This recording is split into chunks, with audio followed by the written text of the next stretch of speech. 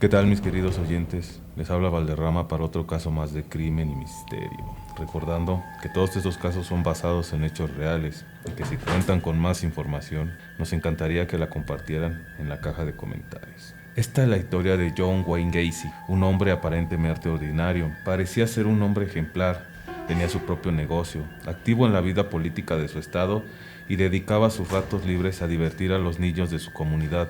Disfrazado de payaso, Pogo se hacía llamar. Sin embargo, el hombre detrás del maquillaje estaba lejos de ser ordinario, mucho menos ejemplar. En diciembre de 1978, cuando se entregó a la policía, confesó haber violado, asesinado y enterrado en su patio trasero a 33 hombres entre 1972 y 1978. Él causó conmoción en la sociedad estadounidense. Pero ¿quién fue John Wayne Gacy? Nacido el 17 de marzo de 1942, John Wayne Gacy tuvo una infancia complicada, marcada por el bullying y el abuso, mientras crecía como un muchacho obeso, amanerado y reprimido. Estaba muy unido a sus dos hermanas y a su madre, quien cariñosamente le llamaba Johnny, pero era castigado frecuentemente por su padre. Era una de las grandes víctimas de él, un hombre alcohólico y violento, que solía castigarlo pegándole con el cinturón de cuero. Él se esforzaba por hacer que su padre se sintiera orgulloso, pero fueron pocas las veces que ganaba su aceptación. Padre lo denigraba, llamándolo a menudo marica o estúpido o niño de mamá, a quien también agredía físicamente, lo que provocó en John un serio problema, ya que al entrar a la etapa de la adolescencia, tuvo problemas sexuales. Después de ser abusado sexualmente por un amigo de la familia a los 9 años y sufrir una conmoción cerebral que lo afectaría durante toda su adolescencia, Gacy avanzó sin rumbo fijo en la vida, abandonó múltiples colegios, tuvo muchos trabajos, poco provechosos, se mudó a Las Vegas, donde trabajó en una funeraria durante 3 meses antes de volver a Chicago. Se inscribió y se graduó en Northwestern Business College. Ahí sintió la necesidad de compartir lecho con un cadáver de un hombre en la funeraria. Muerto en un accidente, practicó la necrofilia. Tras el acto, regresó a su domicilio con sus padres. En 1964 se mudó a Springfield, Illinois, para trabajar como vendedor. Ahí conoció a su compañera, Marilyn Myers, con la que se casó en septiembre de 1964. Después de terminar su periodo de aprendiz, ascendió a encargado del departamento. John Wayne contrajo nupcias en 1964 y debido a sus problemas sexuales, muy rara vez conseguía una erección, y en una ocasión que la consiguió, engendró a su hija. Aquel año tuvo su primera experiencia homosexual. Se mudó a Waterloo, Ohio, donde fue gerente de un restaurante de la cadena Kentucky Fried Chicken, perteneciente a la familia de su esposa. Su primer matrimonio terminó después de ser detenido el 10 de mayo de 1968 y declarado culpable por abuso sexual a menores. Fue sentenciado a 10 años de prisión por este crimen, pero después de 18 meses recluido en la penitenciaría estatal de Anamosa, salió en libertad condicional el 18 de junio de 1970,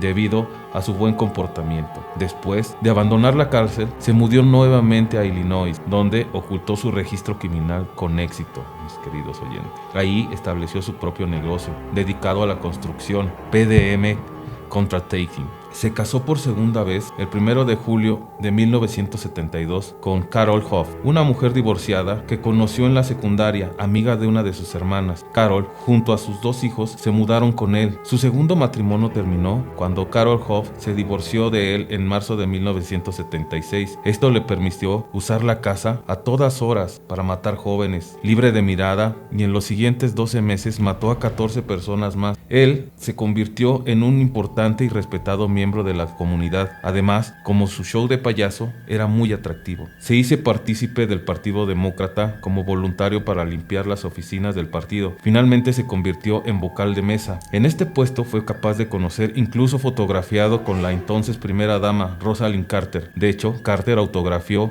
la fotografía para John Gacy. Los mejores deseos. Durante la búsqueda de la casa de Gacy, después de ser arrestado, esta foto causó una vergüenza mayor al servicio secreto de los Estados Unidos, ya que en ella aparecía John con una chapa en su solapa que mostraba una letra de S, lo que significaba que el servicio secreto le había otorgado la autorización para acceder a información clasificada. En julio de 1971 conoció a un joven, Michael Reed, que fue contratado por Gacy para su empresa de reformas. A cambio de alojamiento y sexo, Gacy lo golpeó con un martillo en la cabeza. Pudo escapar al día siguiente. En el 2 de enero de 1972 recogió a un chico de 15 años, Timothy McCoy, el cual el día siguiente lo mató y lo apuñaló en su propio domicilio y lo enterró bajo su casa, siendo el primer asesinato confeso de Gacy. Esto causaba malos olores y atraía muchas moscas a su domicilio. Hacia 1975, Carol Hoff ya sospechaba que las continuas ausencias nocturnas de su marido no eran de trabajo, sino para mantener relaciones sexuales con adolescentes en el sótano de su casa, aunque no imaginaba los crímenes que allí mismo se cometían. El 29 de julio de 1975, John Botkovich, de 16 años, fue violado, estrangulado. Tras una pausa delictiva de más de 3 años, el posterior divorcio de Gacy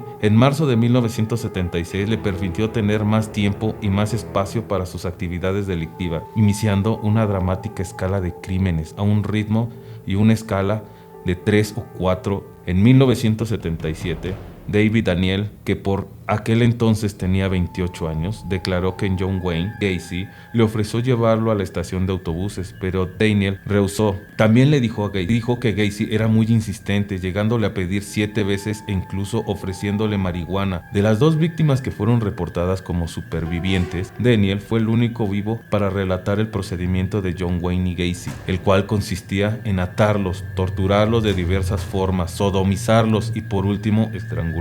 En julio de 1978, tras asesinar a Timothy Roque, de 20 años, tuvo que abandonar el cadáver en una zona fluvial del río de Illinois, a 80 kilómetros al sur de Chicago, ya que no cabían más cadáveres enterrados en la casa. El cadáver apareció con ropa interior metida a presión en su garganta. El 12 de noviembre apareció un segundo cuerpo, apenas a 5 kilómetros del anterior, en el mismo río. El cadáver fue identificado como Frank Landingin, un traficante de poca monta que vivía en la calle. Como el anterior, también llevaría lencería encajada en la garganta de la víctima. Ninguna sospecha recayó en Gacy hasta el 12 de diciembre de 1978, cuando fue investigado después de la desaparición del adolescente de 15 años, Robert Pais, a quien su compañera de trabajo vio por última vez camino a una entrevista de trabajo a la casa de Gacy. El 22 de diciembre del 78, Gacy acudió con sus abogados y confesó sus crímenes, hartos de la constancia, vigilancia de la policía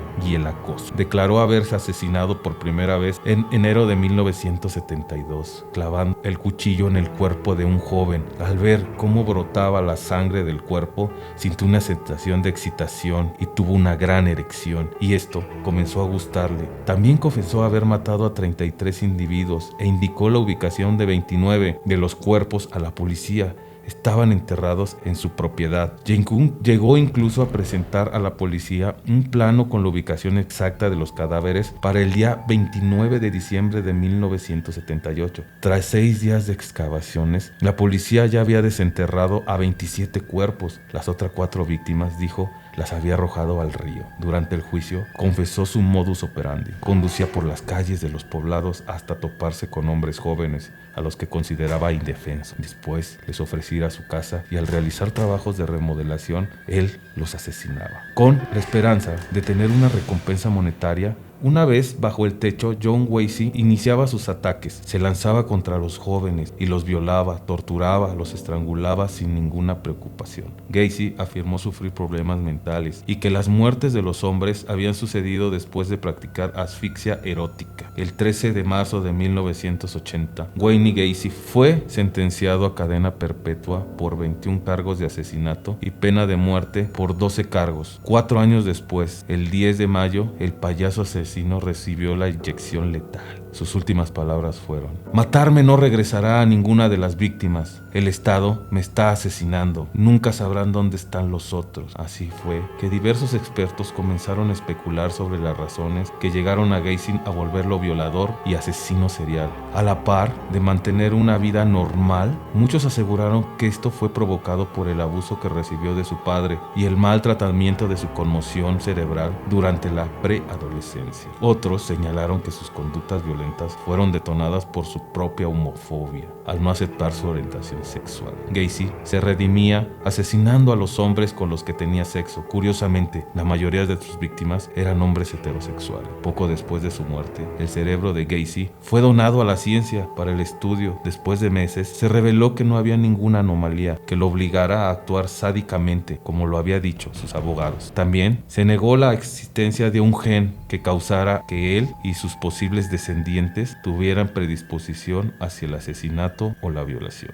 Muchas gracias por su atención, queridos oyentes. Les agradecería si suscribiesen y dieran like para más casos de terror y asesinatos. Recuerden, sus comentarios son bastante importantes.